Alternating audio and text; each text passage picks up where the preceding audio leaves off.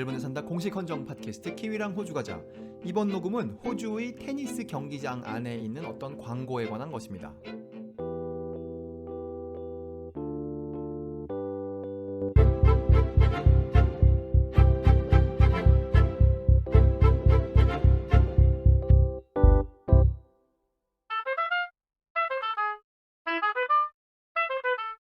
(2022년 1월 22일에) 녹음하고 있습니다. 이번 녹음은 호주 테니스 경기장 안에 있는 어떤 광고에 관한 것입니다.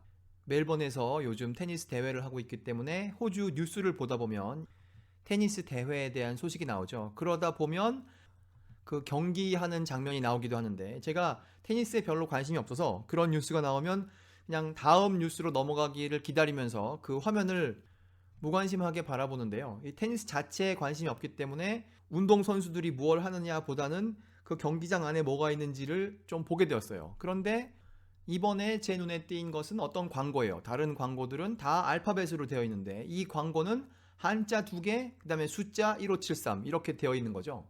그래서 저게 뭐지? 라는 생각을 했어요. 찾아보니까 그 광고가 올해 처음 생긴 게 아니고 3년 전, 그러니까 2019년에 이미 그 멜번에 있는 테니스 경기장에서 쓰기 시작했답니다. 그러니까 다른 사람들이 이미 3년 전에 이 대화를 다 해놓은 거예요. 그 경기장 안에 한자 2개 1573 그것은 무엇인가? 그래서 좀 찾아보니까 그게 중국에서 만드는 어떤 술의 상표명이라는 거예요.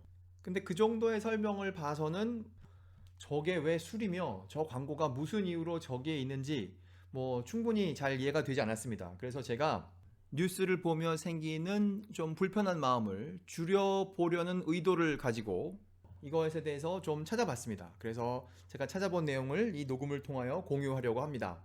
우선 그 2개의 한자에서부터 시작하도록 하죠. 한자 2개인데 첫 번째는 나라국이에요. 그러니까 거기에 대해서는 별로 어려움이 없어요. 근데 두 번째 글자는 제가 모르는 글자여서 찾아보니까 설명이 이렇게 되어 있습니다. 교, 그러니까 의미는 um이고 소리는 교인 것이죠. 우의 미음 받침이라고 하면 의미가 잘 떠오르지 않는데 여기 다른 말로 구멍이라고 되어 있어요.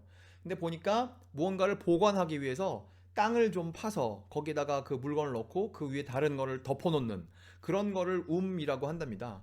우리에게 좀 비슷한 개념은 김치독을 땅에 묻는 것, 그런 것이 어떨까 해요. 김치독을 땅에 묻지 않고 그냥 김장김치를 항아리에 넣어서 땅 위에 놔두면 그게 겨울의 추운 날씨에 영향을 많이 받겠죠. 그러니까 그 온도를 좀 일정하게 유지하기 위해서는 땅을 파서 거기다가 김치독을 넣는 것이죠. 그래서 이 글자를 통해서 알게 되었습니다. 이라는 것은 어떤 물건을 보관하기 위해서 땅을 파놓은 곳, 그것을 이라고 한다는 거죠.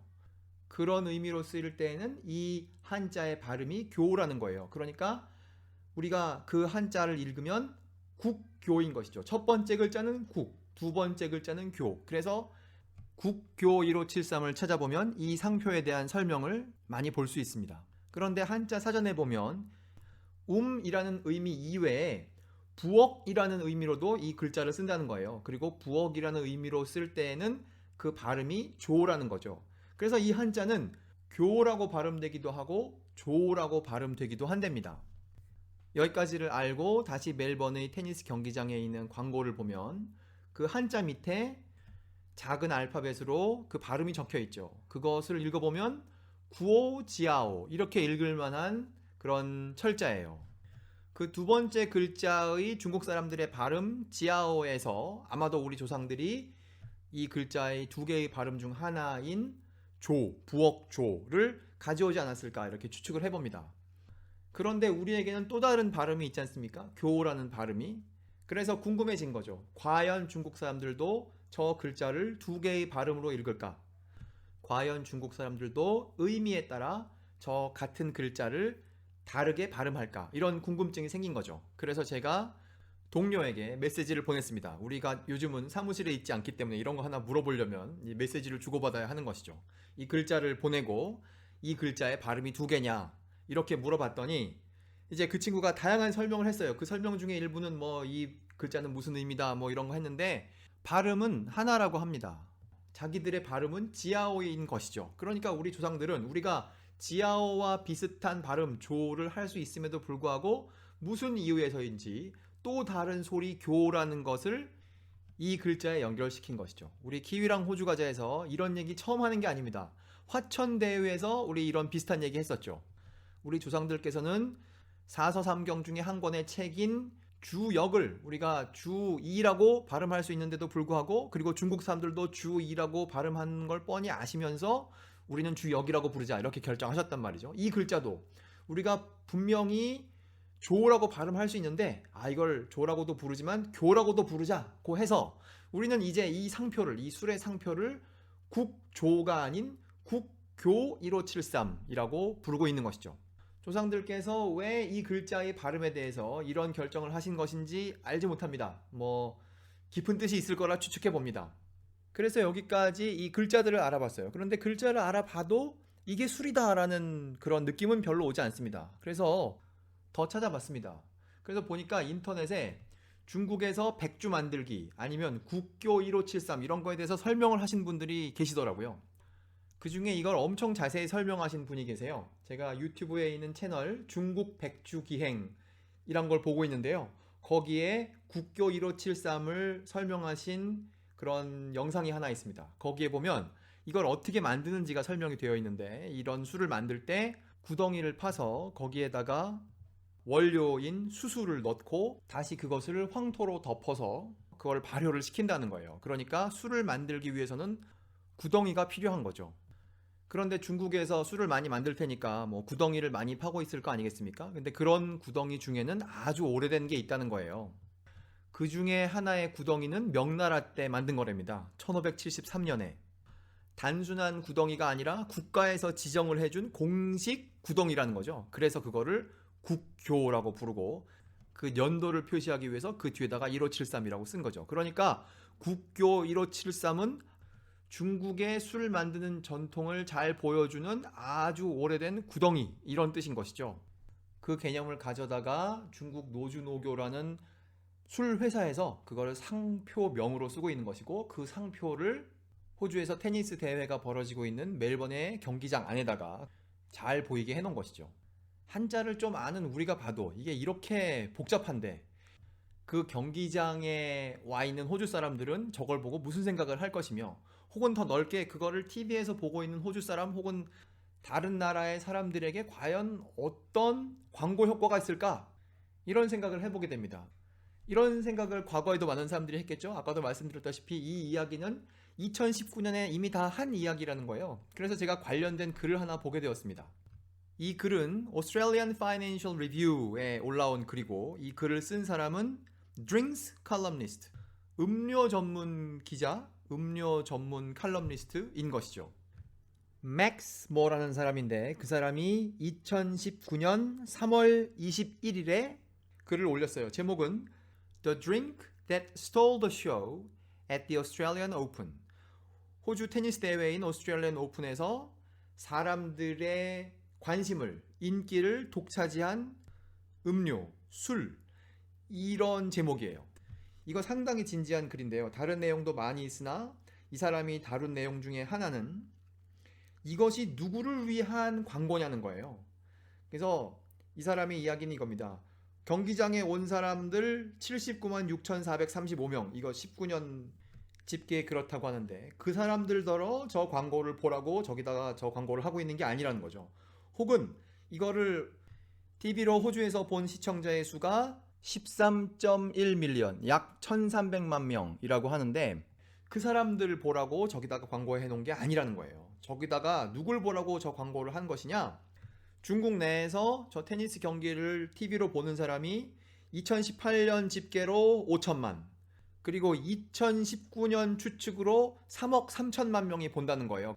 그러니까 이걸 보는 사람들이 매우 빠르게 늘어나고 있는 것이죠, 중국 내에서. 그 사람들 보라고 저기다가 한자로 광고를 해놨다는 겁니다.